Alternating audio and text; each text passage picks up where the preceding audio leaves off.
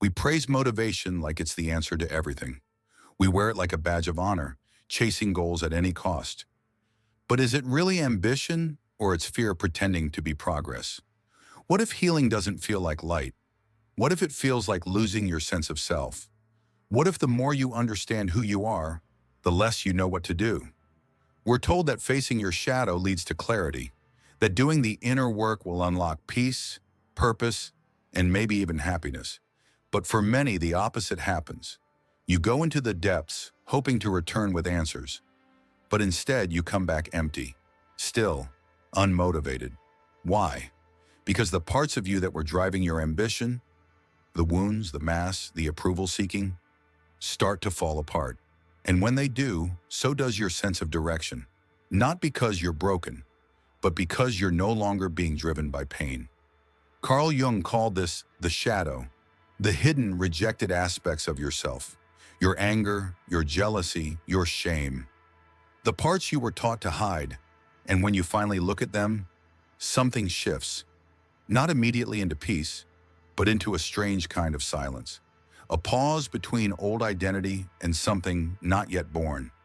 It feels like depression, but it's not. It feels like laziness, but it's not. It's the stillness that comes after the storm. The truth is, healing isn't a straight line. It's a psychological death. The person you thought you were, the one who chased perfection, validation, and control, starts to dissolve. And without that person, motivation disappears too. Because it wasn't really you who wanted those things. It was the shadow trying to prove it was worthy. So when the shadow comes into the light, the old fuel runs out. This is the moment no one talks about. The part of healing that doesn't feel good. The part where you're not sure who you are anymore, or why you're even trying. But maybe that's not failure. Maybe that's where the real journey begins. You've ever felt lost or unmotivated? After doing deep inner work, you're not alone. Keep with us, because in just a few minutes, we're going to break down exactly why that happens and how to move through it without feeling stuck. Carl Jung believed that inside every human being, there is a hidden world, a part of ourselves we don't see or don't want to see. He called it the shadow, not because it's evil, but because it's unconscious. It lives behind us, like our real shadow, always following, always shaping, but rarely examined. The shadow is everything we've pushed away to survive. It's the rage you learned to silence, the envy you masked with fake praise, the insecurity you buried under confidence. It's all the traits you were told were too much, too wrong, too dangerous. So instead of processing them, you disowned them. You created a persona, a false self, to be accepted by family, friends, culture, society. And it worked, on the outside at least. But beneath the surface, the shadow didn't disappear. It adapted. It whispered. It leaked through sarcasm, self-sabotage, overachievement, burnout, addictions. The more you denied it, the more control it gained. Jung saw this not just as a personal issue, but a collective one. He compared the shadow to the monsters in myth, the minotaur, the dragon, the underworld, because what we repress doesn't vanish. It waits, and it grows. In modern therapy, we call it projection. You see your own unowned traits in others, and you judge them harshly. Not because they are wrong, but because they reflect parts of you that remain unaccepted. The moment you turn inward and truly meet your shadow, your illusion begins to fall apart. The motivations you thought were yours, the need to succeed, to impress, to always be good, reveal themselves for what they really were. Strategies to stay safe, not to be real. That's why it destabilizes you, because you start to realize that your whole life may have been built on a carefully maintained performance, a survival strategy, not a soul's calling. And when the mask cracks, the question is no longer, what should I do next? The question becomes, who am I without the script? That question doesn't motivate, it paralyzes. But within that paralysis, something sacred begins, a return to truth. Not the shiny kind, but the quiet, uncomfortable, freeing kind. There's a moment after the shadow rises, when everything goes quiet. Not in a peaceful, enlightened way, but in a heavy, surreal way. Like waking up in a world that looks the same, but no longer moves you. Your ambitions feel foreign. Your routines feel hollow. The things you once chased with urgency now feel absurd. Why? Because the version of you that wanted them is gone. When you confront your shadow, the trauma, rage, shame, envy, guilt, the things you denied for years, something collapses. Not just pain, but identity. You realize that so much of your motivation wasn't coming from desire, but from avoidance. You were working hard to escape yourself, to escape feeling not enough, to escape rejection, invisibility, insignificance. You mistook performance for purpose. And now that the illusion is gone, what's left is a strange numbness. Not because you're lazy, but because your ego has run out of fuel. The lies it lived on, that if you just achieved enough, looked good enough, pleased everyone enough, would finally earn you peace. They've crumbled. And without those illusions, the engine stalls. You don't feel broken, you just feel empty, directionless, unmoved. This is what existential psychologists call the void, the space between identities. It's the death of the persona and the uncomfortable birth of something more real. But before that realness takes shape, you're stuck in the in-between. It's a dangerous place if you don't understand it, because in a culture that equates productivity with value, this stillness can feel like failure. You start wondering if healing made you worse, if you've lost your drive, if maybe you were better off distracted, but you weren't. This isn't regression, it's reconstruction. It's what happens when the ego, stripped of its mass, sits in silence for the first time. No applause to chase, no image to maintain, just the raw self, unsure of what to want now that it's no longer running from pain. And here's the part most people don't expect. The collapse of motivation isn't the end of you. It's the end of who you were pretending to be and the beginning of something that doesn't need to impress, compete, or escape. This space, this stillness is sacred, but it's terrifying because becoming real means letting go of everything you used to be proud of and waiting, not for new goals, but for new truth. A truth that rises slowly, quietly, and only when you've stopped trying to perform your way into being enough. We've been taught to fear the shadow, to treat it like a monster, a dangerous, shameful thing buried deep inside us. But what if it wasn't the enemy? What if the real enemy was the mask? The one you've been wearing for years and maybe even decades. The mask that made you likable, respectable, impressive, the good student, the responsible adult, the friend who never says no, the achiever, the peacemaker, the spiritual one who always says it's all love. These masks weren't worn out of vanity. They were worn out of necessity. They were survival tools, built in childhood, reinforced by culture. You wore them to belong, to avoid punishment, to feel safe, and they worked until they didn't. Because behind every mask is a truth too messy, too emotional, too raw to be seen. But when the shadow rises, when the things you've buried start surfacing, those masks begin to crack, and what's revealed isn't evil. It's you, unedited, untamed, undeniably human. The shadow isn't the part that breaks you, it's the part that breaks the lie. And when it does, your old life, your routines, your ambitions, your roles, no longer feel real. Not because you failed, but because your why was tied to performance, not presence. This is what modern trauma theory understands, that much of who we think we are is actually who we had to become. As children, we adapt to survive. We smile when we want to scream. We please to avoid punishment. We achieve because it makes us feel valuable. And then we grow up and forget we were adapting. So we keep playing those roles, thinking they're our true self.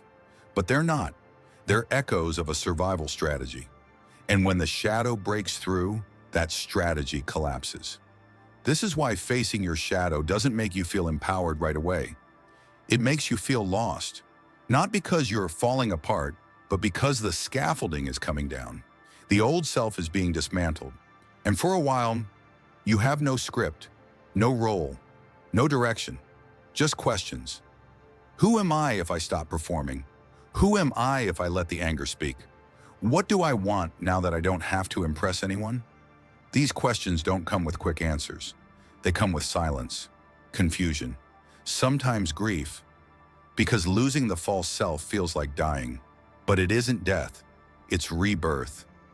And like all real births, it's messy, painful, and sacred. The shadow didn't come to destroy you. It came to free you from the role, from the mask, from the performance, so the real you can finally breathe. After the shadow rises and the masks fall, comes the silence. Not just any silence, a deep, unfamiliar stillness that feels like standing in a place without walls, without signs, without sound. It's disorienting, for some even terrifying. You want to move, but you don't know where to go. You want to feel something, but everything feels distant. This is what Carl Jung and others would call ego death, the collapse of the identity you once clung to. Not because you chose to destroy it, but because it couldn't survive the truth anymore. It was built on roles, on patterns, on protecting you from pain. And now that the pain has been faced, the armor falls away. And without the armor, without the performance, what's left? Not a new identity, not a new version of success, not some perfect healed self, just space. Psychologists call this liminal space, the threshold between two ways of being. You've left the old self behind, but the new self hasn't fully arrived. It's a sacred pause, a moment between deaths and rebirths. But to the ego, it feels like nothingness, because the real self doesn't rush in to save you. It doesn't scream over the noise. It doesn't promise clarity. It waits, quietly, patiently, at the bottom of your silence. This is where transformation actually begins. Not in the breakthrough, but in the stillness that follows. The moment where nothing external is pulling you, and you're forced to sit with yourself. No labels, no goals, no timeline. Just the question, who am I now that I've stopped running? That answer doesn't come with fireworks. It unfolds slowly, through presence, through discomfort, through letting yourself be in the in-between. Most people try to escape this phase. They dive into distractions, rebuild new masks, create new identities just to avoid feeling lost. But if you can stay here, in the silence, long enough, you'll start to hear something. Not a scream, not a plan, just a whisper. The whisper of who you've always been, waiting to be heard. We praise motivation like it's the answer to everything. Get up, grind, push through, hustle harder. As if discipline is the cure for all discomfort and ambition is the highest form of virtue. But what if it's not? What if the thing we call motivation is actually a clever disguise for fear? For most people, motivation doesn't come from joy. It comes from pressure, from survival, from a deep unconscious urge to outrun shame, boredom, or insignificance. It's not that you want to succeed, it's that you're terrified of being still, because stillness means facing what's underneath. That's why after shadow work, motivation often disappears. Not because you're broken, but because the illusion that kept you sprinting has dissolved. The part of you that was working to prove something has nothing left to prove. The wounds that demanded constant movement, validation, productivity, applause have gone quiet. And without that fuel, the engine stops. But maybe that's not a breakdown. Maybe that's clarity. When you're no longer driven by fear, your system recalibrates. It's disorienting at first. You don't feel the usual spark. You're not chasing metrics or milestones. You're just here, present, listening, waiting. This is where alignment begins to replace ambition. Instead of asking, what do I need to achieve to feel worthy? You begin asking, what do I actually care about when no one's watching? Instead of chasing momentum, you start chasing meaning. And meaning isn't loud. It doesn't shout or demand. It whispers, it invites, it moves slowly, and it's built from the inside out. It's not about optimizing your life. It's about organizing your soul. So if you're here, unmotivated, confused, still, don't panic. You're not falling behind. You're just no longer escaping yourself. And that is not weakness. That is strength. A quieter kind, a deeper kind, the kind that doesn't need applause to keep going. It just needs truth. You are not empty. You're just not distracting yourself anymore. The noise has faded. The race has paused. The illusion that kept you going, the belief that doing more would finally make you feel enough, has fallen apart. And now in the quiet, something unfamiliar appears. Space. It doesn't feel like strength. It feels like nothing. But that nothing is a doorway, a passage from a life built on performance to a life built on presence. This is not failure. This is transition. The moment when you stop trying to fix yourself and start learning how to feel yourself. Really feel, without edits, without excuses, without the pressure to prove anything. Carl Jung said, "Wholeness is not achieved by cutting off a portion of one's being, but by integration of the contraries." It's not about becoming pure. It's about becoming real. It's about making room for both the light and the shadow, both the confidence and the fear, both the parts of you that shine and the parts that still ache. That ache isn't weakness, it's truth. And truth, once felt, can't be unfelt. It doesn't motivate, it liberates. So if you face the darkness and come back with no fire, no energy, no roadmap, know this: you're not lost. You're just waking up. And this stillness you're sitting in, it's not the end of your story. It's the first page of the one that actually belongs to you. This video surely spoke to something real in you. Don't stop here. Subscribe for more content like this. Deep dives, real talk, and ideas that actually make you think. There's more ahead, and we'd love to have you with us.